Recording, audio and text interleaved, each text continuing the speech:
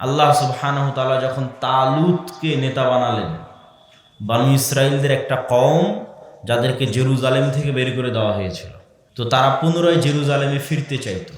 তো তারা তাদের নবী শামুয়েলের কাছে গিয়ে বলল যে আমাদের একজন নেতা দেন। তখন আল্লাহ বলল, ঠিক আছে, তালুতকে তোমাদের নেতা বানিয়ে দিলাম।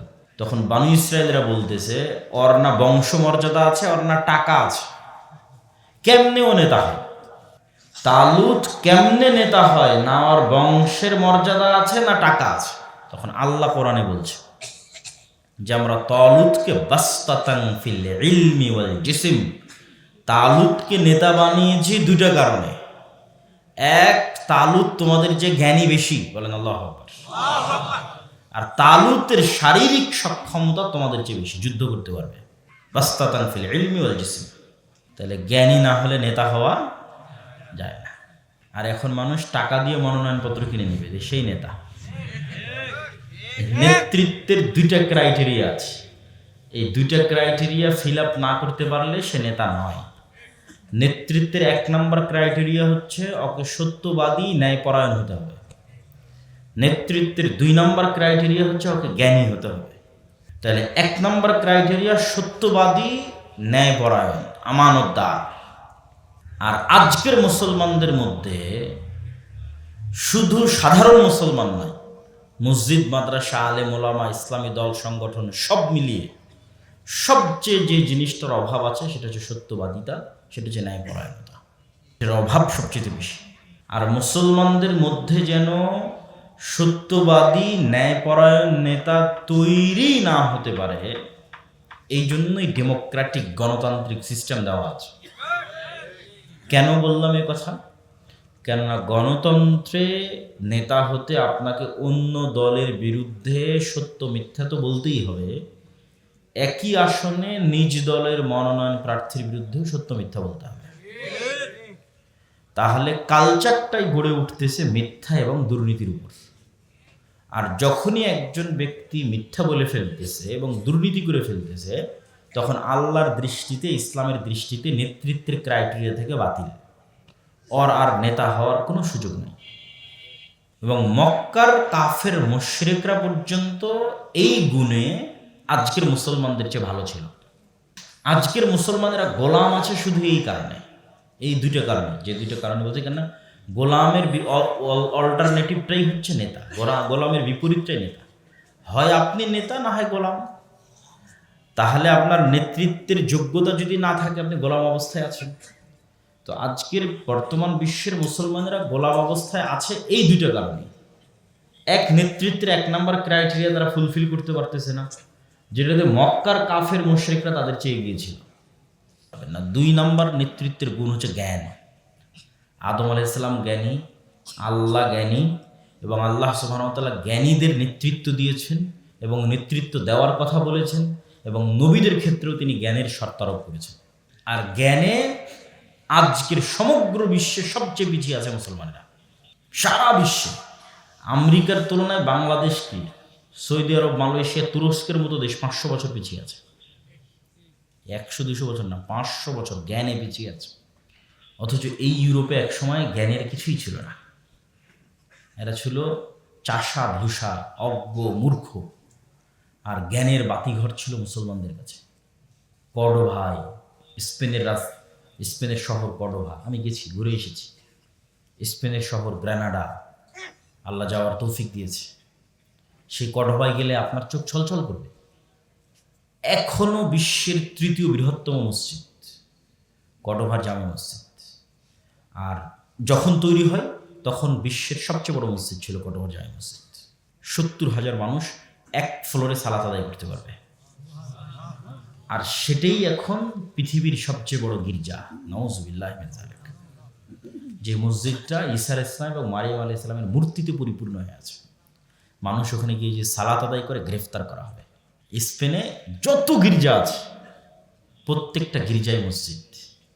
আপনি বাহির থেকে মনে করবেন যে মসজিদ, কেন না মেহরাবের মতো আছে, মিনারের মতো আছে। ভিতরে ঢুকে দেখবেন তো গির্জা। তাহলে ওয়াকফের জমি মুসলমানদের, নির্মাণ হয়েছে মুসলমানদের টাকায়, কিন্তু পরিণত হয়ে আছে গির্জায়। এই কর্ডোভার রাস্তাঘাটগুলো ছিল লাইব্রেরি, জ্ঞান বিজ্ঞান চর্চার কেন্দ্র। হাজার হাজার লাইব্রেরি ছিল, শত শত মাদ্রাসা ছিল। আর স্পেনের ম্যাপ যদি আপনি গুগল ম্যাপে গিয়ে দেখেন তাহলে দেখবেন এটা হচ্ছে ইউরোপের মধ্যে। স্পেনের সীমানার সাথেই লাগিয়ে আছে ফ্রান্সের সীমানা, স্পেনের সাথেই লাগিয়ে আছে ইতালি এবং ফ্রান্স। ইউরোপের লোকজন এই স্পেনে আসতো জ্ঞান অর্জন করতে, কেন এটা একটা আরেকটার সাথে লাগানো। বাংলাদেশ থেকে ভারত যাওয়া যেমন, ভারত থেকে বাংলাদেশে আসা যেমন, বাংলাদেশ থেকে পাকিস্তান যাওয়া তেমন, ঠিক তেমনি ফ্রান্স, ইতালি, লন্ডন এগুলো থেকে মানুষ স্পেনে যেত জ্ঞান অর্জন করতে, মুসলমানদের স্পেনে, কর্ডোবা এবং গ্রানাডা। আর বাগদাদে মুসলমানেরা তৈরি করেছিল দারুল হিকমা, যে দারুল হিকমা হালাকু খাঁ চেঙ্গিস খাঁ জ্বালিয়ে দিয়েছিল। ফোরাত নদীর স্রোত আটকে গেছিল যে দারুল হিকমার বই নদীতে ফেলে দেওয়ার কারণে হালাকু খাঁ এবং চেঙ্গিস খাঁ ধ্বংস করে দিল, কেন ওদের কাছে জ্ঞানের কোনো গুরুত্ব ছিল না। তো মুসলমানদের কাছ থেকে জ্ঞান শিখে গিয়ে ওদের জ্ঞানের চর্চা শুরু হয়েছে। এই জন্য দেখবেন যে বই পুস্তকে, সমাজ বিজ্ঞানে, ইতিহাসে লেখা থাকবে মধ্যযুগীয় অন্ধকার বা অন্ধকারাচ্ছন্ন মধ্যযুগ। এটা ডাহা মিথ্যা কথা। এই মধ্যযুগীয় অন্ধকার ইউরোপে ছিল, মুসলমানদের তখন স্বর্ণযুগ, মুসলমানদের তখন আলোর যুগ, জ্ঞান বিজ্ঞানের যুগ, কিন্তু ইউরোপে অন্ধকার ছিল। ওটাই আমাদের বই পুস্তকে লেখা আছে যে মধ্যযুগীয় অন্ধকার। মুসলমানদের মধ্যযুগীয় অন্ধকার ছিল। ওই মধ্যযুগীয় অন্ধকার যখন ইউরোপে ছিল তখনই মুসলমানদের স্বর্ণযুগ ছিল। মুসলমানদের কাছ থেকে জ্ঞান শিখে গিয়ে যখন তারা জ্ঞান বিজ্ঞানের চর্চা শুরু করলো, তখন ইউরোপের পাদ্রীরা এই সমস্ত বিজ্ঞানীদের ফাঁসি দিতে লাগলো। তখন ইউরোপের লোকজন বলল যে এই পাদ্রীদেরকে হটাও, এই গির্জা আলাদের হটাও, সেকুলার স্টেট তৈরি করো, রাষ্ট্রের মতো চলবে, এখানে পাদ্রী গির্জাদের কোনো অংশ থাকবে না। ওরা ওদের প্রয়োজনে সেকুলার রাষ্ট্র তৈরি করেছিল, সেটা ওরা আমাদের উপর চাপিয়ে দিয়েছে। যখন এই ইউরোপ তার জ্ঞান বিজ্ঞানে শক্তিশালী হয়ে সারা পৃথিবী দখল করে নিল, তখন এই সেম সেকুলার স্টেট মুসলমানদের উপর চাপিয়ে দিয়েছে। এবং মুসলমানদের যেই সময়গুলোতে মুসলমানদের কাছ থেকে জ্ঞান শিখে ইউরোপ জ্ঞান শিখতে শিখতে শিখতে শিখতে উপরে যাচ্ছে, দুর্ভাগ্যজনক হলেও সত্য, সেম ওই সময়গুলোতে মুসলমানেরা জ্ঞান বিজ্ঞানের চর্চা ছেড়ে দিয়ে আরাম আয়েশ বিলাসিতায় লিপ্ত হয়ে গেছিল, সেম ওই টাইমটাতে। এই জন্য এত বড় উত্থান পতন। বিশাল উসমানী খেলাফত থাকার পরও কোথাও টিকতে পারেনি, বিশাল মোগল সাম্রাজ্য থাকার পরও কোথাও টিকতে পারেনি। কেননা ইউরোপেরা যখন পানি জাহাজ বানাচ্ছে, মোগলেরা তখন তাজমহল বানাচ্ছে।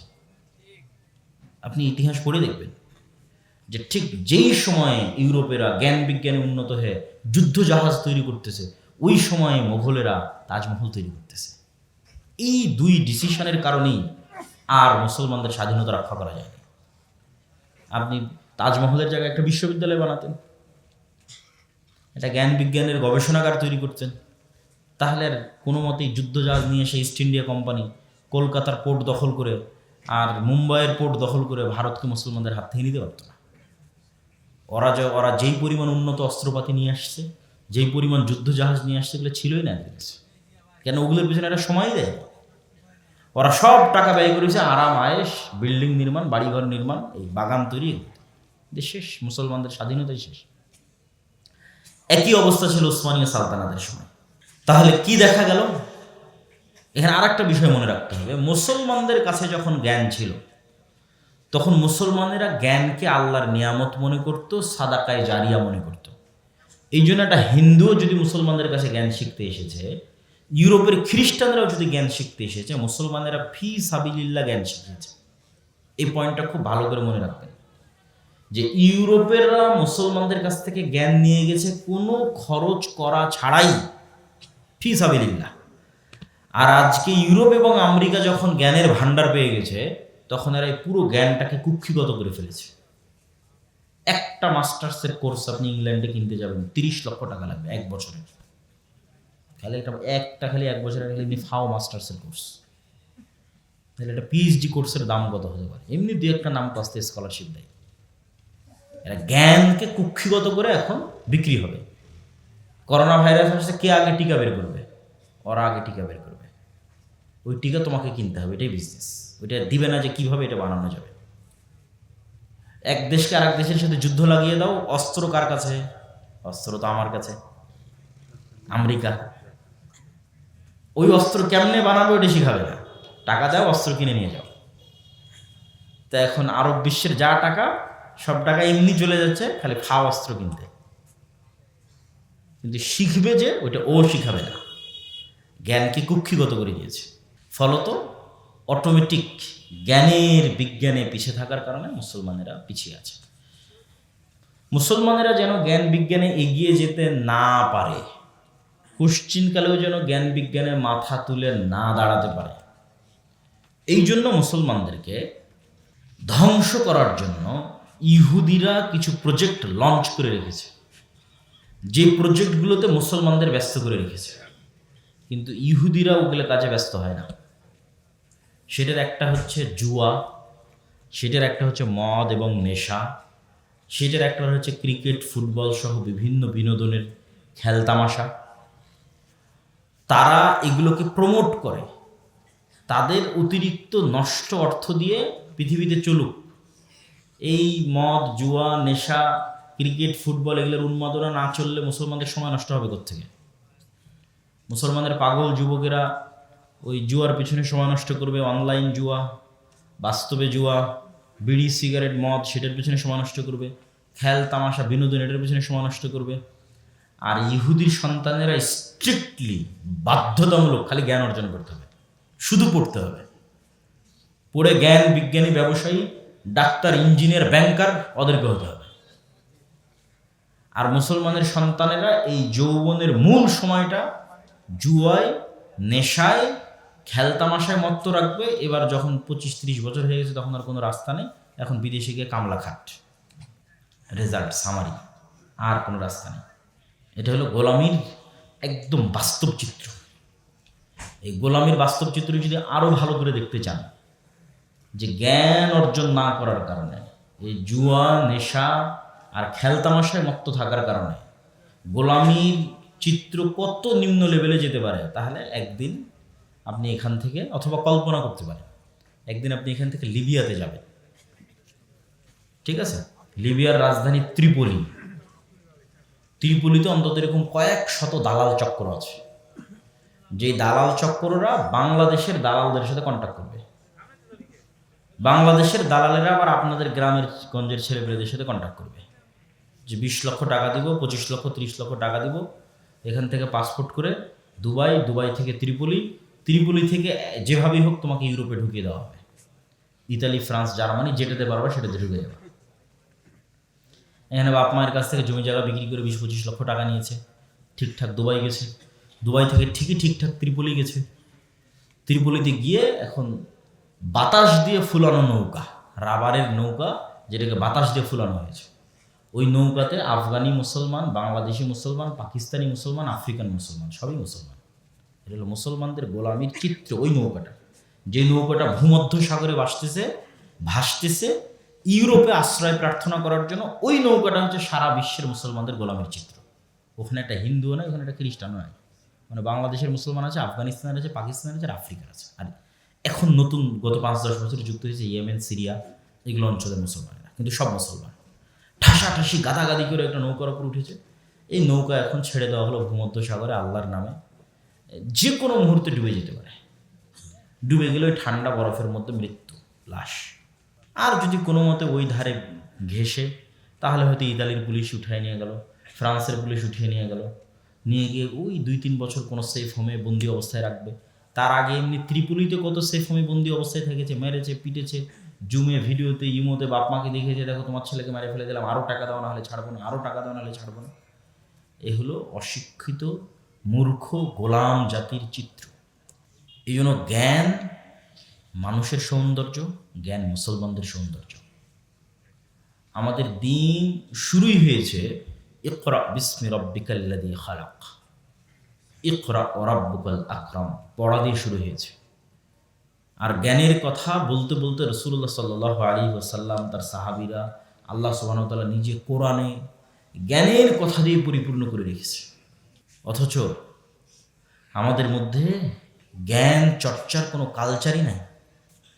এই জন্য সৈয়দ মুজতবা আলী তার বই কেনা প্রবন্ধের মধ্যে লিখেছে যে বাঙালির যাত্রার মঞ্চে ঢোকার টিকিট কাটার টাকা আছে, বাঙালির কোথাও জাদু হবে, কোথাও কি বলে ওর নাম, খেলা হবে, কোথাও ছবি হবে হলে, সেটা কেটে ওই ছবির হলে ঢুকে ছবি দেখার টাকা আছে, কিন্তু বই কিনতে বললে বই কেনার টাকা নেই, আর বই পড়ার সময়ও নেই।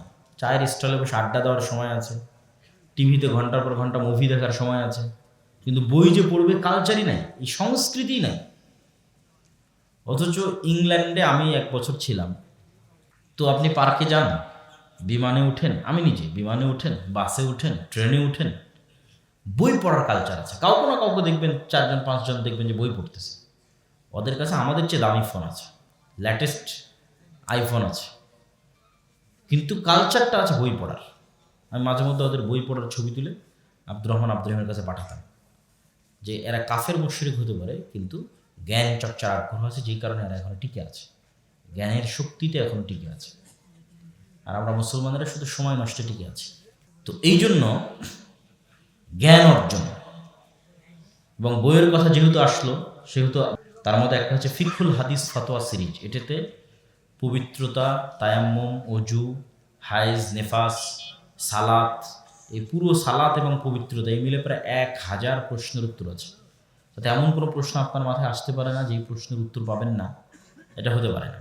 তো এই বইটা আপনার বাড়িতে থাকলে আর কোথাও ফোন দিয়ে জিজ্ঞেস করা লাগবে না যে প্রশ্ন কী, উত্তর কী।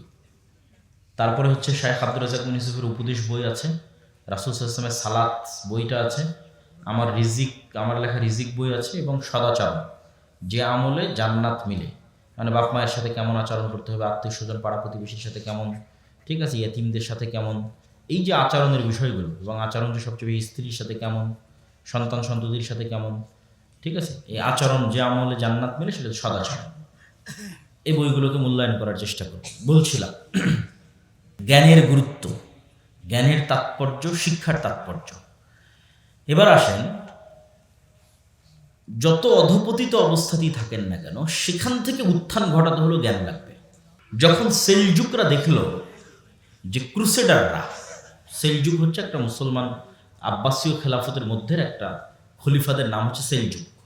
সেলজুকরা যখন দেখলো যে ক্রুসেডাররা মানে হচ্ছে ইউরোপ থেকে আসা ক্রুসেডার, তারা একের পর এক শহর বিজয় করতেছে, একের পর এক দেশ বিজয় করতেছে, তখন ওরা এই ক্রুসেডারদের পতন ঘটানোর জন্য একটা মাদ্রাসা তৈরি করলো। সেই মাদ্রাসার নাম হচ্ছে মাদ্রাসা নিজামিয়া। যিনি তৈরি করেছিল তার নাম হচ্ছে নিজামুল মুলক। নিজামুল মুলকের নামে মাদ্রাসার নাম হলো মাদ্রাসা নিজামিয়া।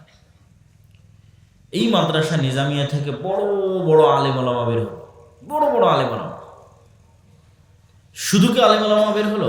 ভবিষ্যৎ মুসলমানদের যারা জেরুজালেম উদ্ধার করেছে, যারা ক্রুসেডারদের বিরুদ্ধে জিহাদে নেতৃত্ব দিয়েছে, ইমাদউদ্দিন জিঙ্কি, নুরউদ্দিন জিঙ্কি, সুলতান সালাহুদ্দিন আইয়ুবী, এরা সবাই হচ্ছে এই মাদ্রাসা থেকে পড়া, মাদ্রাসা নিজামিয়া থেকে পড়া। তাহলে যখন জ্ঞানের চর্চার জন্য একটা মাদ্রাসা তৈরি করা হলো, সেই মাদ্রাসায় ভবিষ্যৎ নেতাদের জন্ম হলো, যেই ভবিষ্যৎ নেতারা আবার জেরুজালেমকে উদ্ধার করলো। বাদশাহ আলেকজান্ডারের নাম শুনেছেন, ঈসা আলাইহিস সালামেরও আগের ঘটনা, বাদশাহ আলেকজান্ডারের ঘটনা। তো বাদশাহ আলেকজান্ডার ছিল এরিস্টটল, প্লেটো, সক্রেটিস এদের মাদ্রাসার, এদের স্কুলের ছাত্র। তো জ্ঞানী মানুষের কাছে যখন ছাত্র হয়েছে, জ্ঞানের পর্দা যখন খুলে গেছে, তখন নেতৃত্বের পর্দাও খুলে গেছে। পৃথিবীর অর্ধেকের বেশি বিজয় করে ফেলেছিল আলেকজান্ডার। আজকের যে ব্রিটিশ বিরোধী আন্দোলন করে আমরা যে স্বাধীন বাংলাদেশে এখন বসবাস করতেছি, ন্যূনতম যতটুকু স্বাধীনতা ভারতের কাশ্মীরের মুসলমানদের তুলনায় আমরা একটু বেশি পাই, অথবা ভারতের যে কোনো অঞ্চলের মুসলমানদের তুলনায় বাংলাদেশে বসে যতটুকু স্বাধীনতা আপনি ভোগ করেন, এই স্বাধীনতাটাও ব্রিটিশ বিরোধী আন্দোলনের সময় মুসলমানেরা চিন্তা করেছিল, আল্লাহ রহম করুক, শাহ ওলিউল্লাহ মুহাদ্দিস দেহলভির উপর, যিনি এই শিরক বিদআতে পরিপূর্ণ, কুসংস্কারে পরিপূর্ণ বাদশাহ আকবর তো ধ্বংস করে দিয়েছিল ইসলামকে।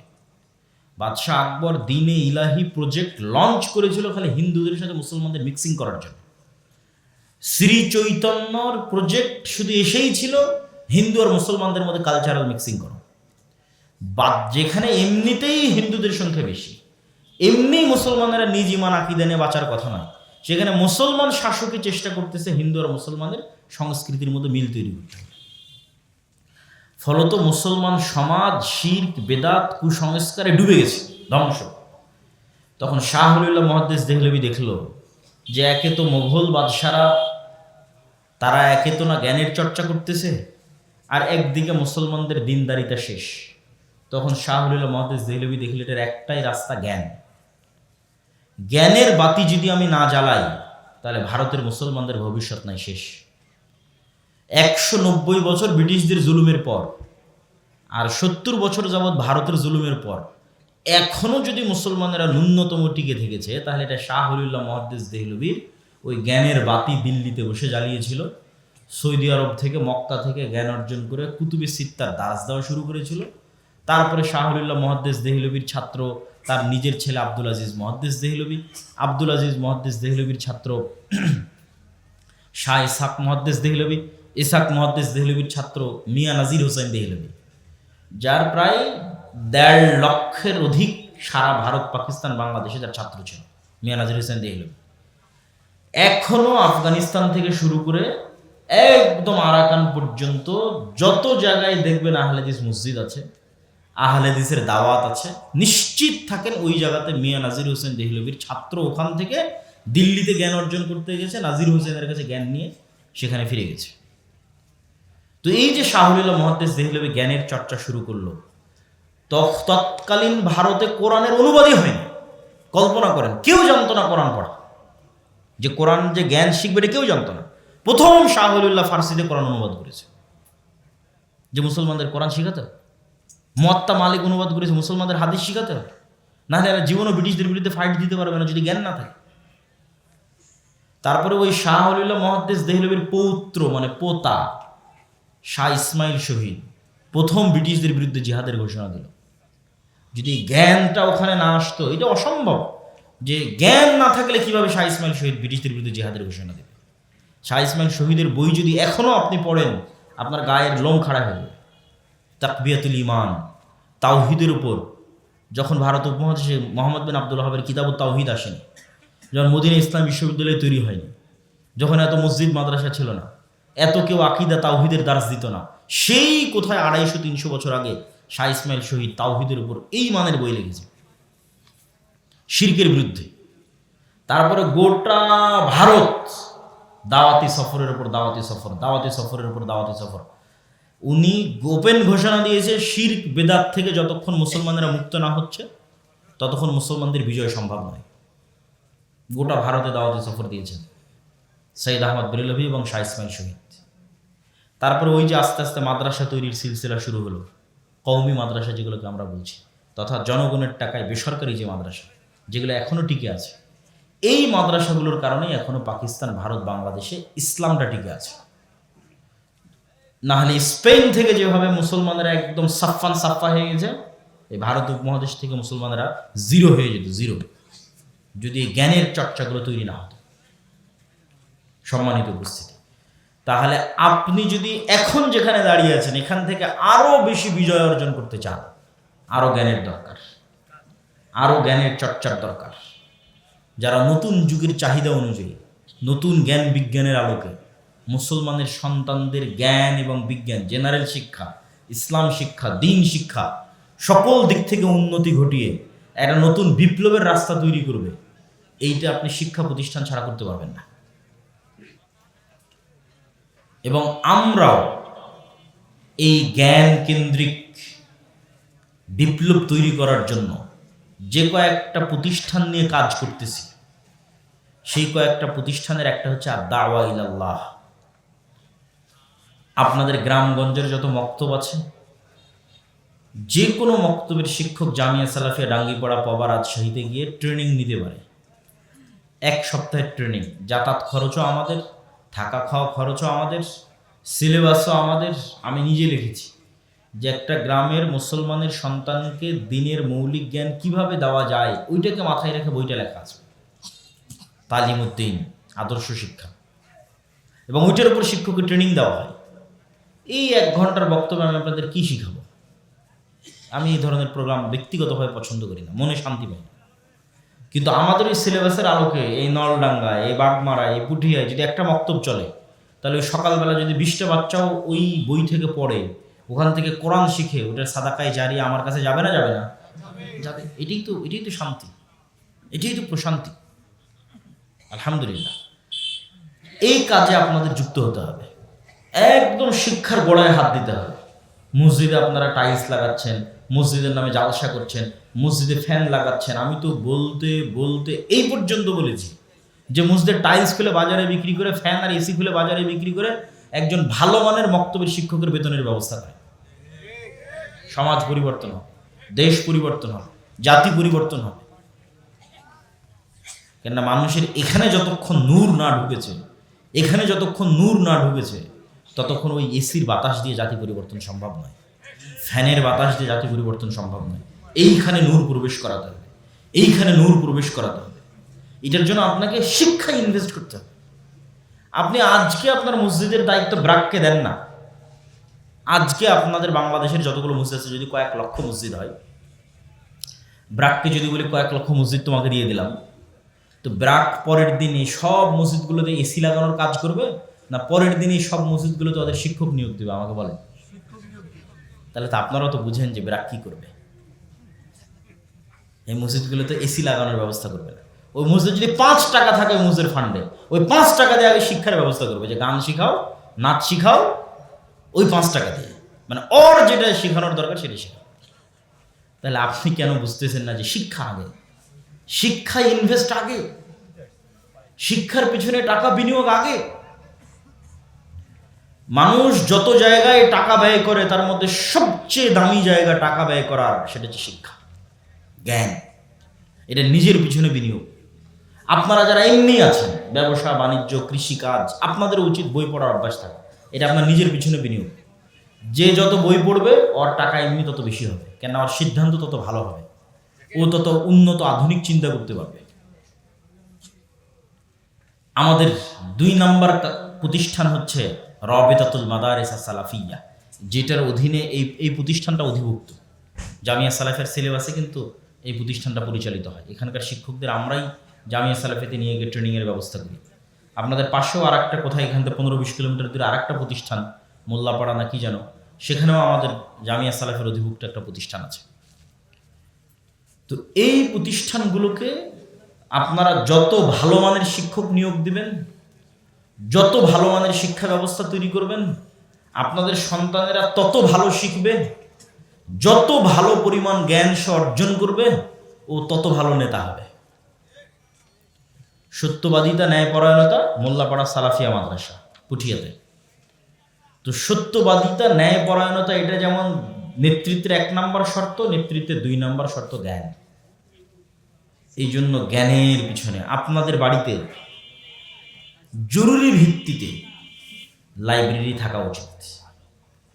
প্রত্যেক মা বোনের পড়ার অভ্যাস থাকা উচিত। প্রত্যেক বাবা এবং সন্তানের, আপনি কৃষক হন, ব্যবসায়ী হন, পড়ার অভ্যাস থাকা উচিত। একটা জিনিস দিয়েই আপনি আপনার সব বদ অভ্যাস দূর করতে পারবেন।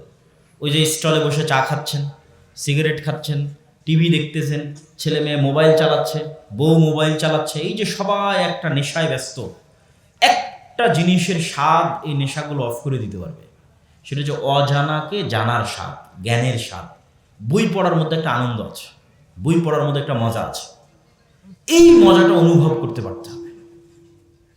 আপনি কয়েক রকমের বই রাখেন আপনার বাড়িতে, ইতিহাসের বই রাখেন, কোরআন হাদিসের বই রাখেন, জেনারেল বিজ্ঞানের বই রাখেন, পেপার পত্রিকা রাখেন, একটা না একটা তো পড়তে ভালো লাগবে। খাবারের টেবিলে বসলে যেমন মুরগির গোস্ত থাকে, গরুর গোস্ত থাকে, ডিম থাকে, আচ্ছা মুরগির গোস্ত ভালো লাগছে না, ডিম খাবো। তো পড়ার টেবিলে বসতে যেন, আচ্ছা ঠিক আছে আমার ইতিহাসের বই ভালো লাগতেছে না, আমি আজকে কোরআন হাদিসের বই পড়বো। কোরআন হাদিসের বই পড়তে ভালো লাগছে না, ঠিক আছে আমি আজকে তাহলে জেনারেল বিজ্ঞানের বই পড়বো। কিন্তু পড়ার অভ্যাস তৈরি করতে হবে। পড়াই একমাত্র অভ্যাস যেটা শাশুড়ি বইয়ের ঝগড়া কমিয়ে দিতে পারে, যেটা মোবাইলের ব্যবহার কমিয়ে দিতে পারে, যেটা ছেলে মেয়েদের মোবাইলের নেশা কমিয়ে দিতে পারে। আপনারা যারা বয়স্ক হয়ে গেছেন, চায়ের স্টলে বসে আড্ডা দেন, মিথ্যা গীবত রচনা করে নিজের গুনাহের পাল্লাকে ভারী করেন। শয়তান মানুষকে যে সমস্ত মাধ্যমে জাহান্নামে নিয়ে যেতে চায়, তার মধ্যে সবচেয়ে সহজ মাধ্যম, যেটাতে বেশি মানুষকে জাহান্নামে নিয়ে যাবে। আপনাকে যদি বলি চলেন অমুক জায়গায় গিয়ে জেনা করতে হবে, আপনার মান সম্মানের ভয় আছে, আপনি যেতে চাইবেন না। আপনাকে যদি শয়তান বলে চলেন অমুককে হত্যা করতে হবে, বিচারের ভয় আছে, করবেন না। আর শয়তান যদি আপনাকে বলে অমুক নেতাকে গালি দে, দিবেন না? দিবেন না। এখানে মান সম্মানেরও ভয় নাই, টাকা পয়সা হারানোরও ভয় নাই, ওদের মুখ দিয়ে গালি অহরহ চায়ের স্থলে বসে বের হতেই থাকবে। তাহলে শয়তান সবচেয়ে ইজি, মানে বাটন চাপলেই জাহান্নামে নিয়ে যেতে পারবে আপনাকে, সেটা যে আপনার জিহ্বা। সবচেয়ে ভয়ঙ্কর মেশিন, যেটা ব্যবহার করে সারা দুনিয়ার বেশিরভাগ মানুষকে জাহান্নামে নিয়ে চলে যাবে। ঠিক এই জিহ্বাই এত ভয়ঙ্কর যে এই জিহ্বা দিয়ে আপনি ছোট্ট ইবাদত দিয়ে জান্নাতে চলে যেতে পারবেন। শয়তান বলছে তুই গীবত কর, আপনি বলবেন যে না আমি গীবত করব না, আমি কি বলবো? সুবহানাল্লাহি ওয়া বিহামদিহি সুবহানাল্লাহিল আযীম। শয়তান বলে তুই গালি দে, না আমি গালি দিব না, আমি কি বলবো? লা ইলাহা ইল্লাল্লাহু ওয়াহদাহু লা শারীকা লাহু লাহুল মুলকু ওয়া লাহুল হামদু ওয়া হুয়া আলা কুল্লি শাইইন কাদির। কাজ তো জিহ্বার, না দৌড়ানো লাগছে, না লাফানো লাগছে, না উজু করা লাগছে। ওই জিহ্বা ব্যবহার করে মানুষকে গালি দিতেন, এটা ব্যবহার করে আল্লাহর জিকির করবেন। শয়তান নিয়ে যেত জাহান্নামে, আপনি চলে যাবেন জান্নাতে। বলেন আল্লাহু আকবার। তাহলে এই যে জ্ঞানের চর্চা যদি না করেন, পরিবারে যদি জ্ঞানের চর্চা তৈরি না করেন, সন্তানদেরকে যদি জ্ঞানের রাস্তায় না নিয়ে যান, তাহলে না আপনার সন্তানের কোনো ভবিষ্যৎ আছে, না আমাদের দেশ ও জাতির কোনো ভবিষ্যৎ আছে। সন্তানকে 100 বিঘা জমি দিয়ে যাবেন, ওটি না মারামারি করবে। সন্তানকে বিশাল মোটরসাইকেল দিবেন, সন্তানকে মোবাইল দিবেন, ওটা না ধ্বংস হয়ে যাবে।